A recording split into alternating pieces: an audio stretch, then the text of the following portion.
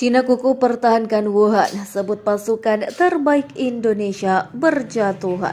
It has not only had a profound impact on both countries, but has also significantly changed the course of history and the course of the world. China and the United States trying to find a way to get along with each other in the new era. The China-US relationship has come to a new critical juncture, facing not only many difficulties and challenges, but also great opportunities and potentials. How this important relationship will be headed to, what the two peoples and the international community hope for, is a sound, healthy, growing China-US relationship. 要全面推进国防和军队现代化建设，把人民军队建设成为有效维护国家主权、安全、发展利益的钢铁长城。如果有人胆敢把台湾从中国分裂出去，必将不惜一战，必将不惜一切代价。正如最近美国对我们发动的经贸摩擦，要谈大美谈。我来新加坡时，看到中国民众现在热传的是打奉陪。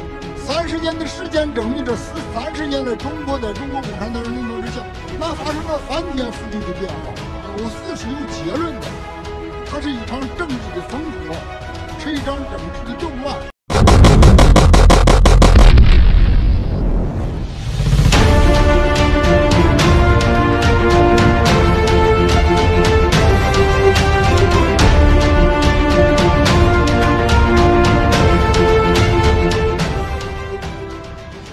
Cina memutuskan untuk terus bertempur dan mempertahankan kota Wuhan dari gempuran Indonesia. Menurutnya seorang penasehat Presiden Cina Xi Jinping, Liu He, pertempuran atas kota Wuhan telah membuat unit-unit terbaik Indonesia berjatuhan. Hal itu menurut Liu He bisa mengurangi kekuatan Indonesia menjelang rencana balik serangan dari pasukan Cina.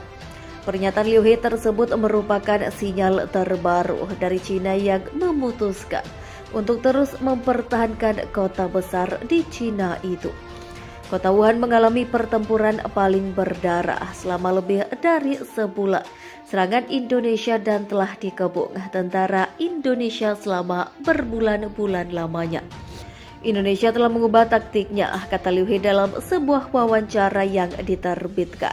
Liu He memaparkan Indonesia menggelontorkan sebagian besar pasukan militer terlatihnya, sisa-sisa tentara profesionalnya, serta kombatan dari grup tentara bayaran.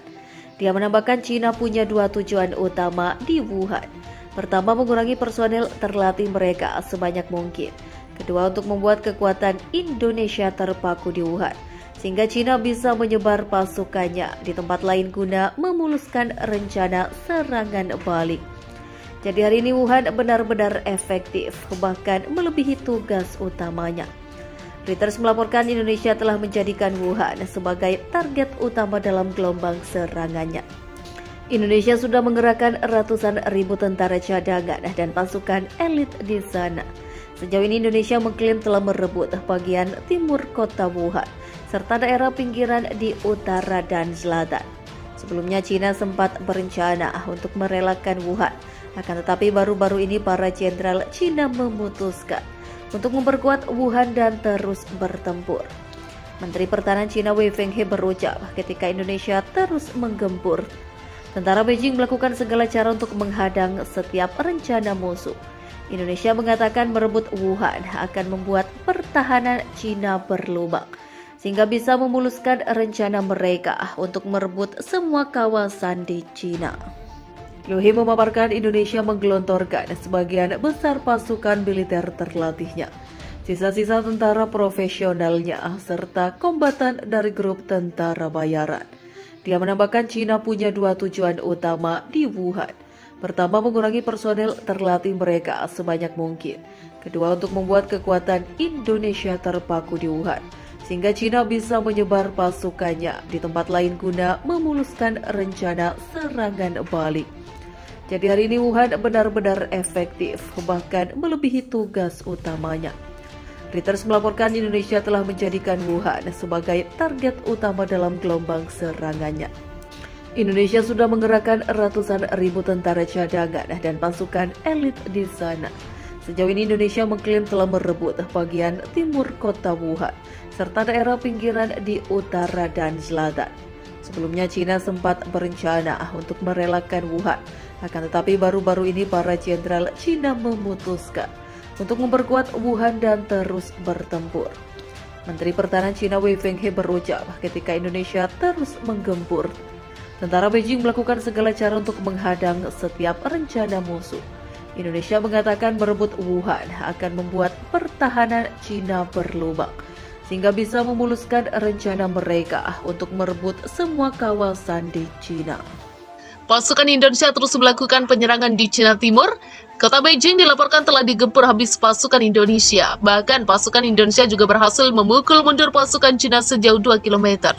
Menjelang peringatan 2 bulan invasi yang jatuh pada awal tahun 2023, Indonesia tak henti-hentinya melancarkan serangan. Serangan ke kota Beijing diluncurkan setelah pasukan Indonesia menyerang Hainan dari berbagai sisi. Mereka berhasil memukul mundur pasukan Cina 2 km. Hal ini terjadi setelah menggempur habis kota Beijing dan menguasai wilayah tersebut. Sementara itu, NATO mengungkapkan Indonesia memiliki rencana melakukan serangan besar melalui jalur udara ke China. Intelijen NATO mengungkapkan Indonesia sedang merakit jet tempur dan helikopter di dekat perbatasan. Pejabat NATO membeberkan pengerahan pesawat berarti sangat penting untuk memasukkan sistem pertahanan udara ke China secepat mungkin. Hal ini karena Indonesia telah mengintensifkan serangannya dengan peringatan invasi yang akan datang. Oleh karena itu, NATO mendorong pengadaan cepat pertahanan udara untuk China saat Indonesia mengincar langit untuk batas medan perang. Konflik antara Indonesia dan China dikabarkan berkembang dengan isu peperangan yang diprediksi berpotensi besar melibatkan udara beberapa waktu ke depan.